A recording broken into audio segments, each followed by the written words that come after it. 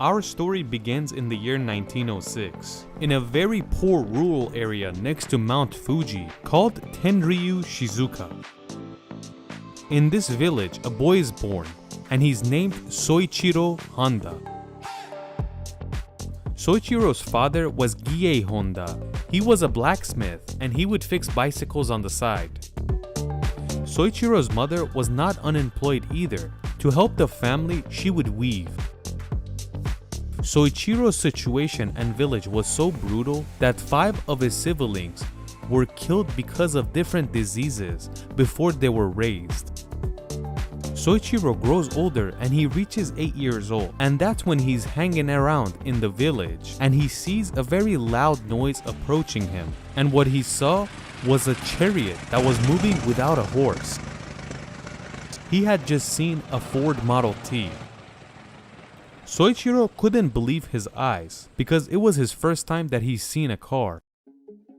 Honda has always told throughout his life that he loved bicycles as a child, and when I saw a chariot or a car moving without the power of a human or an animal, I was shocked. By seeing this car, Soichiro fell in love with cars. A lightning had sparked inside him that he wanted to figure everything out about a car and how it works.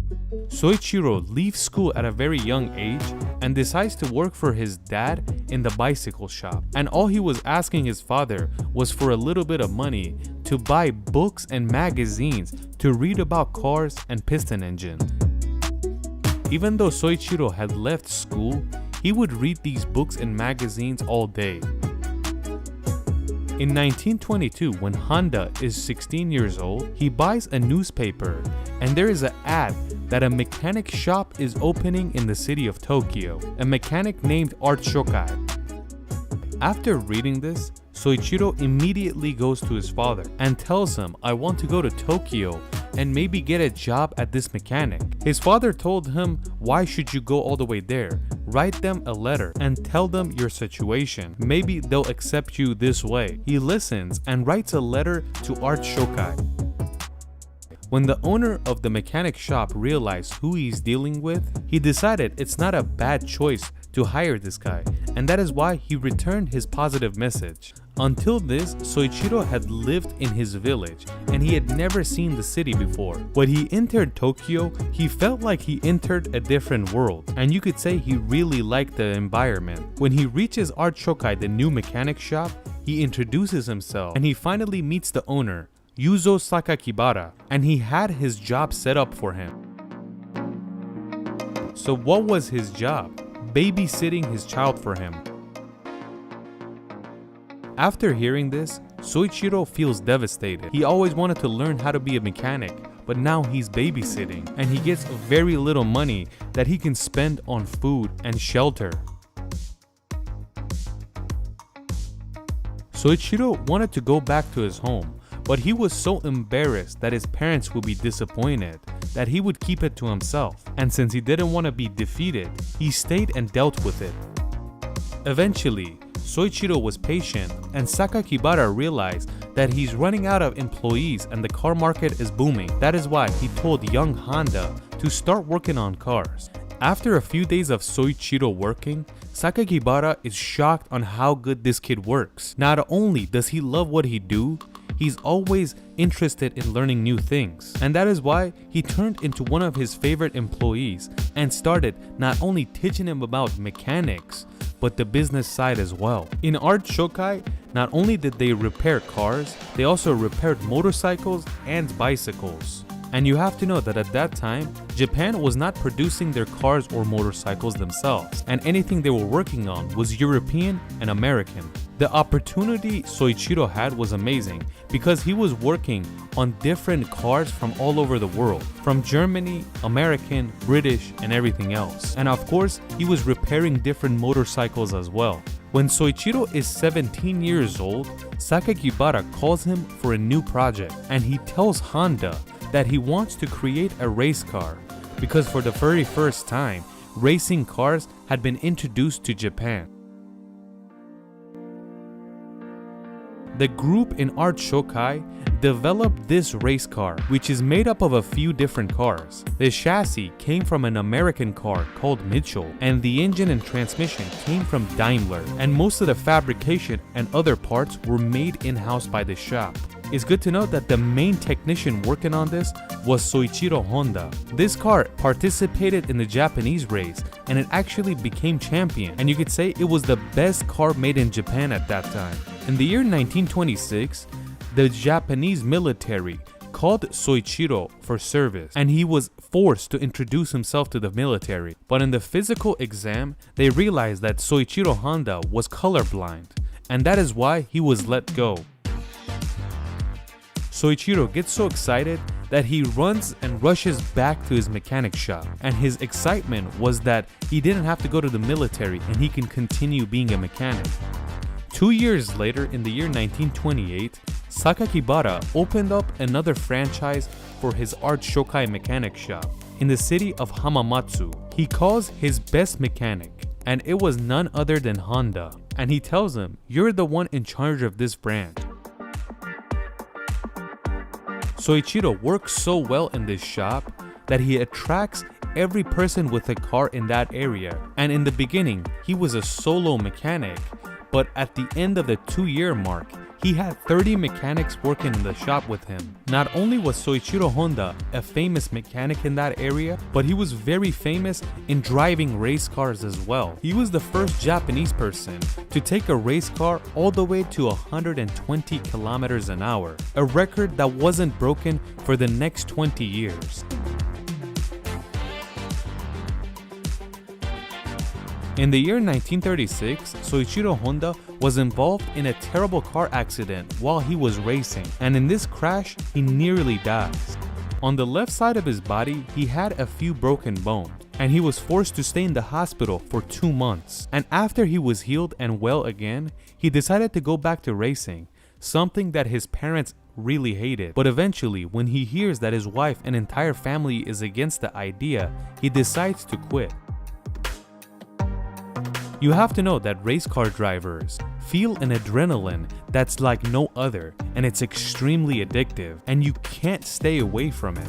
And that's what happens when Soichiro Honda lets go of racing. He gets extremely bored and wants to fill the void once again because there's something missing. Since he was a very good mechanic and he knew every car part, he decides to get another shop and develop piston rings, something that was very in high demand at that time. In the mornings, he would work for the mechanic shop and fix cars, and at night, he was always trying to develop new ways of making piston rings, and he wanted to create an alloy that's perfect for piston rings, something that's very difficult for back then. He continues this all the way to 1939, and after that, he decides to resign from his mechanic shop at the Art Shokai to fully pursue his dream of creating pistons and piston rings. By the year 1940, Soichiro had invented different types of pistons and rings, and it's interesting to know Toyota was one of the first customers to buy Honda's pistons, but after a while Toyota returns the pistons and rings and tells them that the quality of the product is not good. What Toyota did to Honda is give him a shock and give him a reality check, and he realizes that if he wants to be the top dog, he has to do things properly, and he decides to research different types of metals and how pistons are designed. He stops working at the factory and only researched different types of metals. Any book or article that was written about metals, he would read about it. And when we get to the middle of the 1940s, Soichiro has created pistons that are out of this world, and everybody wants to order them. In the first year he designed these pistons, he got so many orders that he had to hire 2,000 new employees to produce them. But in a very short period of time, World War II had ended and Japan is defeated, and after this war, nobody is thinking about pistons, rings, or any other thing. They just want a piece of bread so they don't starve to death. The worst thing is Soichiro had just gone up to the top, but after the war, things had gotten so bad that he didn't even have money for gas to put in his car. One day when he was riding his bicycle around the city, all of a sudden he's confronted with an old generator that was used in the war, and it was all broken in pieces. When he sees this tiny engine for the very first time, he thinks about putting this engine on his bicycle and create a mini bike. And that would make my life easier because I would have a tiny motorcycle. Just this idea of seeing this generator and his bicycle gave him the idea to produce motorcycles. He had worked on American and European bikes all throughout his years, and he was very familiar on how they are built. There were cars in Japan, but nobody had the money to pay for it. And at this time, motorcycles were worth more, but very rare. So Honda decided to create motorcycles that use little fuel and is much faster than a bicycle. He started designing a motorcycle that's very small, very practical, and most importantly, very efficient.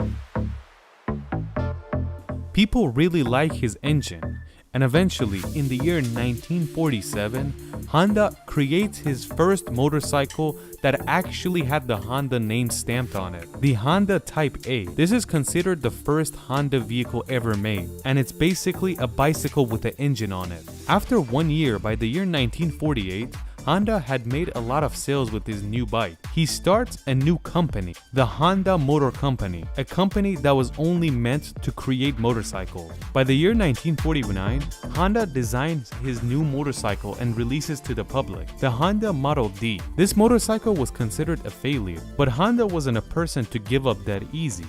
He thought to himself, and he said, I will redesign it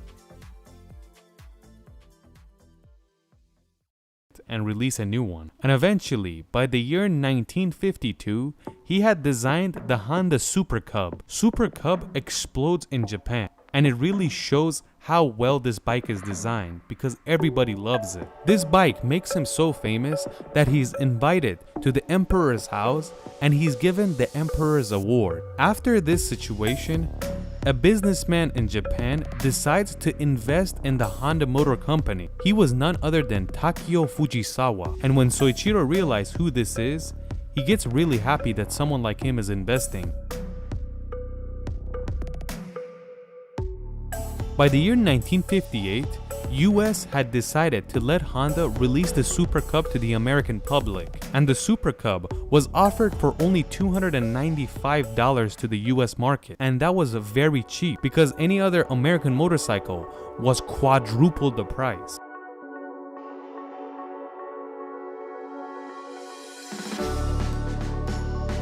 The Super Cub gets extremely popular in America as well, and along with it, the Honda name gets famous. Just like we said, Soichiro always loved racing, and after this success, he started his own motorcycle racing team. But this time, he wasn't riding.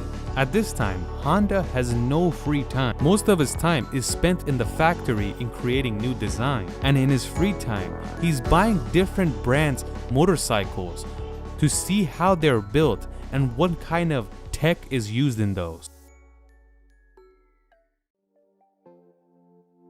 At this time that Honda is doing this, the most famous bikes are Triumphs and Harley Davidson, and Honda always wanted to learn from these manufacturers to see what he can make better. It was because of this that when you get to the 1960s, Honda is the #1 motorcycle brand in the world. When Soichiro becomes the biggest motorcycle manufacturer in the world, in his next speech, he announces, I would love to create a car company. Motorcycles were my second goal. And after this speech, he decides to design new cars. At that time, Toyota and Nissan were very popular in the world, not only Japan, and they were sold everywhere. And a lot of pessimists were telling Honda that you can't beat them, and if you try to compete with these two, they will lead you to bankruptcy. But Soichiro wasn't gonna let people bring him down. When you dedicate your life to something, you're gonna go there till it's finished. In the year 1963, Soichiro releases his first car, which was a mini truck called the Honda T360. This truck wasn't popular, but just like we said, Soichiro is only learning and he's not gonna give up. And he decides to create a sports car, and he releases the S500. Only 1,300 of these were made, and even though they were amazing cars, but not a lot of people bought them, Honda decides another route. He decides to design a new race car and participate in Formula 1. And 1 year later, this came out, the Honda RA271. Soichiro was so familiar with racing and race cars that he became champion with the first Formula 1 car he designed in the 1964 Belgian Grand Prix. When this is all happening, Honda is designing another regular car, and they're creating a sedan that's gonna be one of the most famous cars in the world. And eventually, by the year 1972, one of the most successful cars in the world is released by Honda. Honda Civic. One of the reasons Civic was successful is that the 1973 oil crisis was going on. This is the year when the Arabs were sanctioning the west of oil because of Israel, and in the world market, oil was extremely expensive. And that is why the Honda Civic, when it's released, it's extremely popular. By the year 1973, a new CEO replaces Soichiro Honda. Soichiro was 67 years old, and Honda had gotten so massive that it needed new leaders and a new group working on it.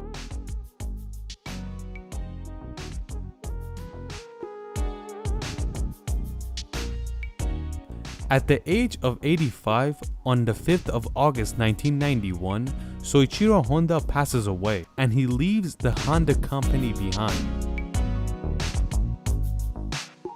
In our video about the history of Mercedes-Benz, some of you commented, who owns this company now? Just different shareholders. Honda is the same thing. When these companies get this massive, their stocks is formed into different shares and sold to the public. But there's always a chance that a quite hefty amount, like 20%, is owned by one family.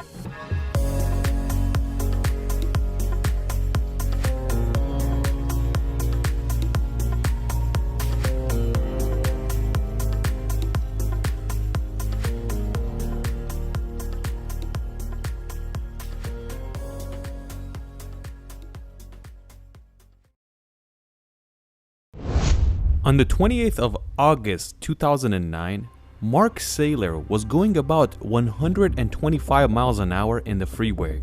To everybody's surprise, he's driving a Toyota Corolla. His wife, daughter, and his brother-in-law are also in the car. When Mark is going 120 miles an hour, his brother-in-law decides to call 911. This audio you're hearing is the conversation between them. Yeah.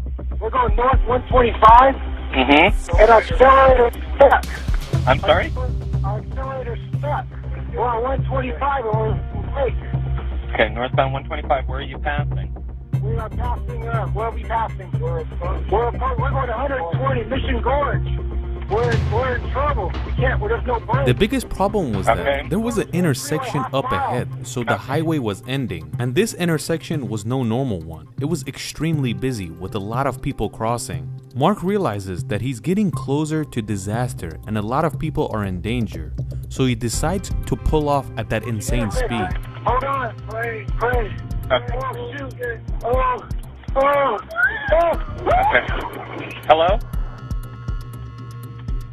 He hits the hill at such high speed that all 4 people in the car unfortunately die.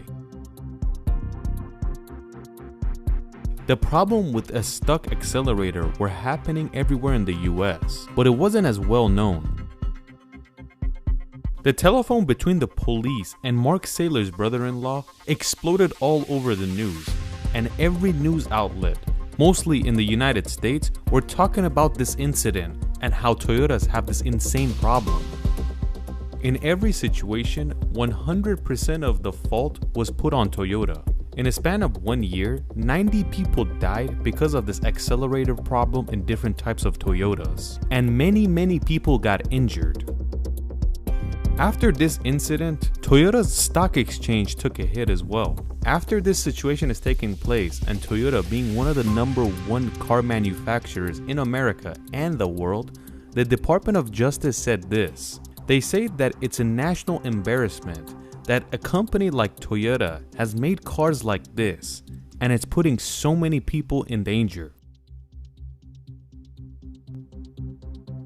After the news got out, Toyota company got extremely embarrassed, and immediately they started putting recalls on every car that had this problem.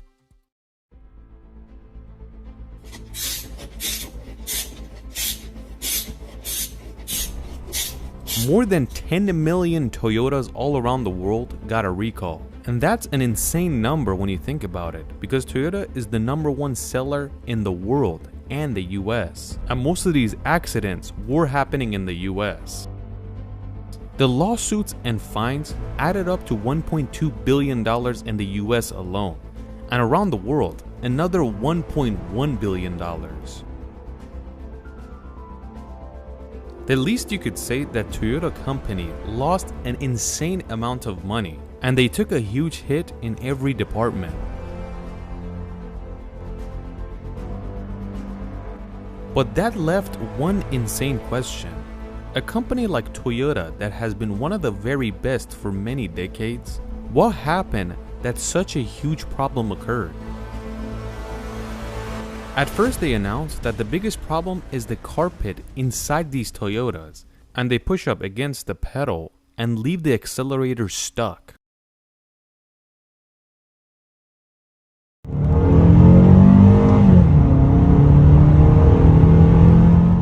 One of the recalls were replacing the carpet alone, because the design flaw caused this to happen. But even after this recall and the carpets being fixed, the problem was still happening. After the recall was unsuccessful, the name of Toyota was taking an even bigger hit, and they were talking about it on the news non-stop. It's at this time where experts around the world start talking about controversial subjects. Like for example, they tell people to learn how to put the car in neutral if the throttle gets stuck, or even turn the engine off if it doesn't allow you to put it in neutral. Use both feet to stomp the pedal. It will eventually stop. They were telling the truth. Corollas, Camrys, Highlanders, and even powerful cars like the Mustang all stop on the dot because the brake pedal always beats the gas pedal, no matter how powerful the engine is. A lot of car magazines tested this on different cars, and the brake would always beat the gas. But that leaves one huge question. When Mark Satan was going 120 on the freeway and stomping the brake pedal, why wasn't the car stopping? Even his brother-in-law is telling the police, "We're hitting the brakes, nothing is happening." This is when news came out that the car Mark Saylor was driving was a loaner vehicle and it wasn't his. So that automatically means he's not used to the vehicle. If you examine all types of cars, the pedal location is always different.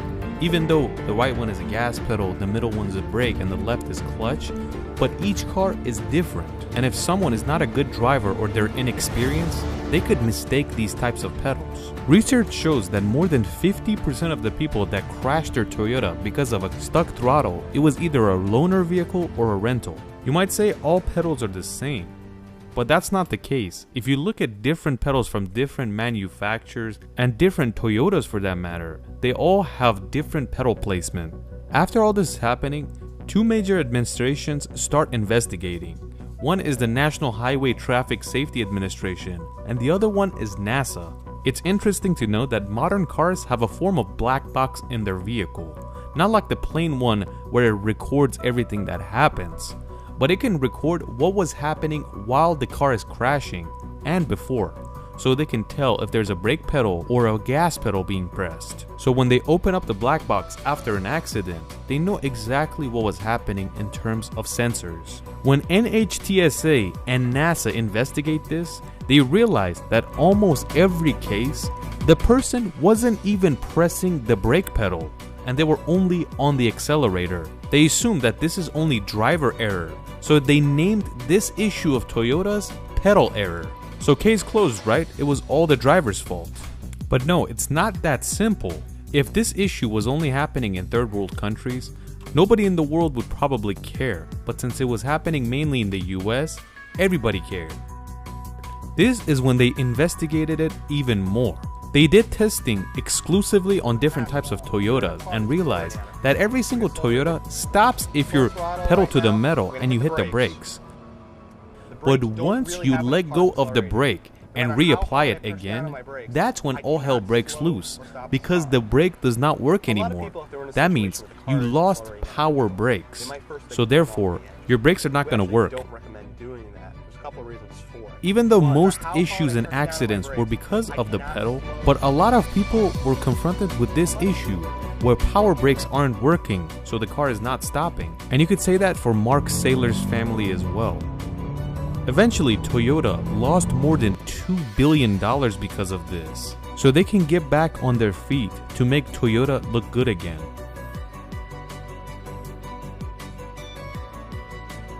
If you would like to know which Toyotas had this issue through 2009 to 2011, this is the list, which goes from Toyota Sequoia all the way to Toyota Corolla.